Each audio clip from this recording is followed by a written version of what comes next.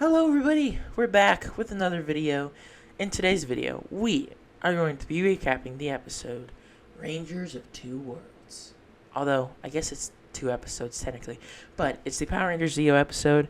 I think episode like 40, let's do the math. Hawaii Zeo is, no, good as gold, Hawaii Zeo. So that means 47 and 46, 45 and 46 if you're going by YouTube, which has season to remember as like episode 49 or something. But when it was on Netflix, it was always like, it was whatever the first number I said. But anyway, let's just stop talking about this and get on into it.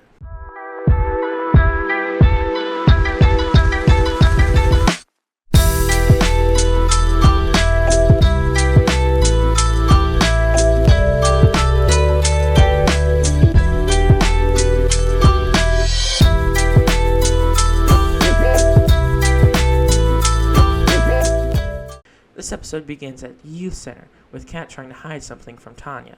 It is revealed to be a purse, an ugly one. Tanya asks what happened to it. Kat says she was trying to make something cool in her art class, but she messed up. She's upset at it, but Tanya says it's fine, and sometimes we can fail. Meanwhile, Bulk and Skull are trying to study for their detective's exam. Suddenly, Jason appears, saying that they have to get to the power chamber now. The Rangers head there and are shocked to see an old man is standing there who seems to recognize them. The old man explains that he is Billy, claiming that due to a glitch caused by the machine he used to advance his age back in Mighty Morphin Alien Rangers, he's being aged rapidly. The Rangers wonder if they can reverse it, and Billy has an idea and leaves to go get the device. We then see the Machine Sky base. Queen Machine and Prince Sprocket are happy that King Mondo is back, saying how while he was gone, Prince Gasket and Archerina returned. Mondo is upset at this, but Prince Gasket and Archerina are secretly listening in on the conversation. They realize they are no match for King Mondo, so they head back to their home galaxy. At the youth center, Kat and Billy are looking through the lost and found for Billy's device. They find Kat's purse. Billy asks what it is, and she says she made it, but she thinks it's ugly. Meanwhile, Bulk and Skull have a new device that lets them hear things far away. They use it on Kat and Billy, but Billy suddenly blows a whistle and blasts their eardrums by accident. Meanwhile, Zed and Rita are watching this happen, when Finster comes out with a new wand for Rita. He said it is more powerful than before, but Rita says she can handle it. She says she's going to turn Kat back into a monster into their side. At the youth center, Billy starts aging up faster, so they head back to the power chamber. Rita is about to hit Kat with her beam when Rita shoves Finster into her on accident, so Rita misses and turns Kat's purse into the impersonator. Rita sees her new monster and is upset at the creation. At the power chamber, the Rangers are doing what research they can to help Billy. Kat and Billy arrive there and let the Rangers know that they were unsuccessful in finding Billy's device. Adam and Rocky say they have the answer to Billy's problem, and they're teleporting them in now. Delphine and Sestro then teleport in. Sestro reveals that he can reverse Billy's age with the new device he engineered. Sestro uses it on Billy, but the device doesn't work and explodes. The explosion of the device caused damage to the console and disables the teleporting unit. We then see that the Machine Empire receives news on Zed and Rita's new monster. Clank states that they could destroy the Rangers for him, but King Mondo will not stand for that and says he's the only one who can beat the Rangers. So he sends down his greatest monster to Earth. At the power chamber, the Rangers are repairing their device when the alarm goes off. They are alerted of the two monsters. Jason says he'll stay behind to repair the device, and the other Rangers morph into action. The Rangers use the Zeo jet cycles to look for the monsters. We then see the Cog Changer is going to attack the Rangers' bikes. He uses his cogs to disable the bikes, and so the Rangers crash and almost get blown up. King Mondo and the Cog Changer reveal themselves, with King Mondo stating how he is back and better than ever. Cog Changer powers up the cogs and they fight the Rangers. Rita and Zed see this and are angry, so they make their monster grow and attack the Rangers. The Rangers summon the Zeozords and form the Zeo Megazord. They fight the impersonator, but all their attacks bounce off of her. Tommy summons the Red Battlezord for backup, and they start fighting. King Mondo sees this and demands the Cog Changer to intervene, so he throws one of his cogs into the Zeo Megazord. But even with the strength of the Zeo Megazord and the Red Battlezord, the Rangers are unable to beat the impersonator, so they decide to combine into the Zeo Mega Battlezord, but it's still not enough, so they call Jason for help. He's at the springs getting some water for the device. Tommy contacts him for help, and he morphs into action. He summons Pyramidus, and actually lands a hit on the monster, and the Rangers form the Zeo Ultrazord. The Rangers charge up their attack and blast her, but she bounces it right back at them. Jason decides they need a new configuration. They form the Zeo Ultrazord carrier mode. The attacks still don't work though. Tommy says they need to retreat to go help Billy. King Mondo sees this and gets jealous, so he teleports the impersonator to another planet. The Rangers arrive at the power chamber, telling Delphine and Sestro that they have the water, but Delphine worries it might be too late. Sestro tries his machine anyway, and it works briefly on Billy, but its effects aren't permanent. The Rangers worry what they were going to do about Cog Changer without Billy's help. They receive a transmission, though. It's from Aquitar. Orko states that he and the other alien Rangers are standing by, ready to help when they need it. The Rangers are happy, but Zordon says he's detecting abnormal readings from the Zeozord holding bay. Billy says he'll go check it out. The Rangers worry about him, but he says he'll be fine, and that it's probably good for him. He gets to the holding bay and inspects his Megazord.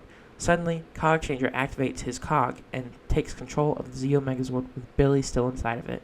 Billy sends a Mayday transmission, and the Rangers receive it, seeing the Zeo Megazord go crazy. The Zeo Megazord leaves the holding bay, and the Rangers worry for Billy, and the episode ends.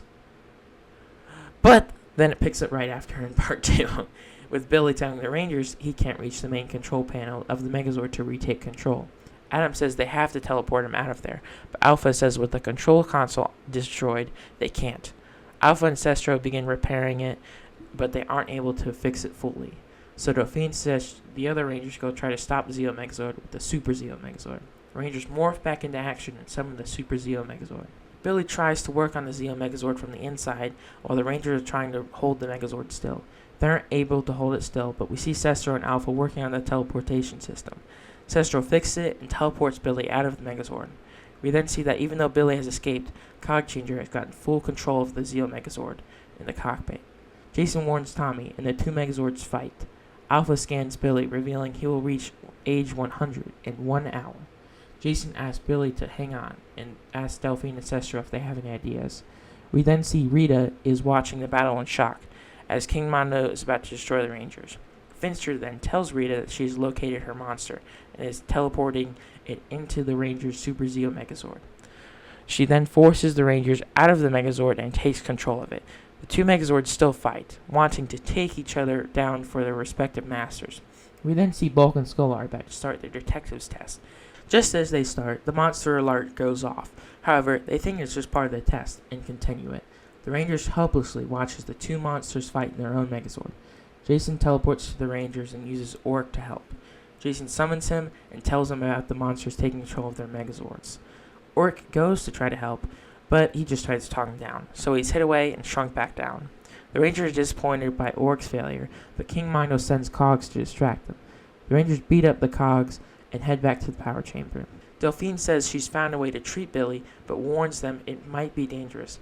Billy informs them that an old friend from Aquitar is coming to bring Billy some water from their eternal falls, similar to Earth's fountain of youth.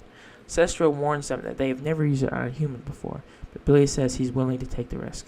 Zordon tells the Rangers they must attend to the Megazords now.